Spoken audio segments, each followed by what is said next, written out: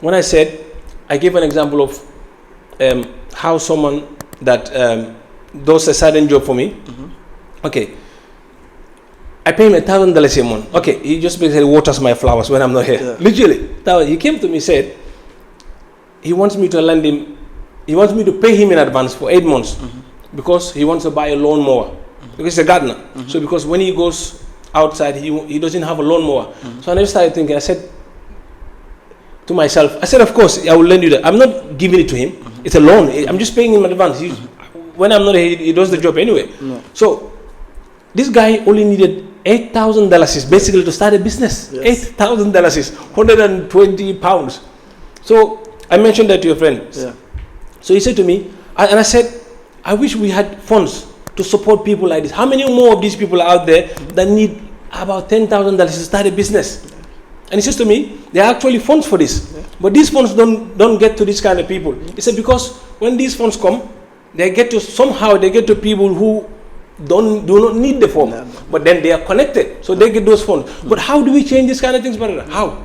Yeah, I think the leadership is very important, and continuous advocacy. It requires a whole lot of stuff. The people in these positions needs to be honest to themselves, because at the end of the day, sometimes some of this project money we cannot even, like, they will come spend 2, 3, 4 years, and the people who needs this will not have access to this money, and then these monies would go back.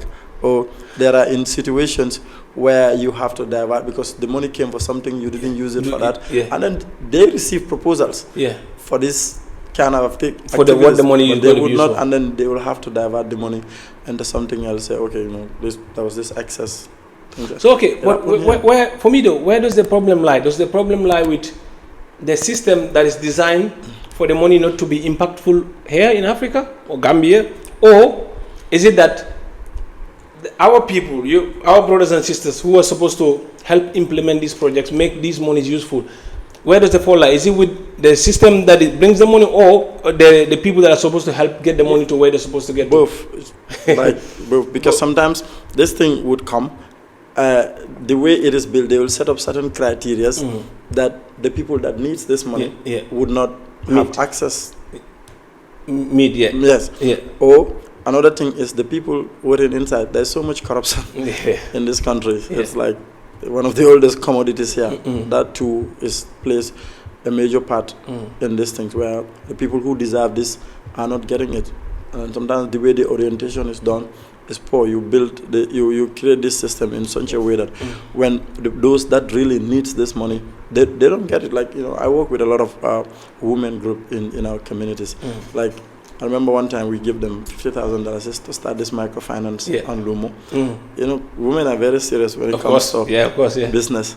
And then it was in no time they doubled this money, and then the money, the capital that we gave them, we gave it to another group. Now they're doing food processing. They're doing stuff. When they have activities, they do this tie and dye. They do their own stuff, buy it, and then the capital is revolving. And it's working. It's really working.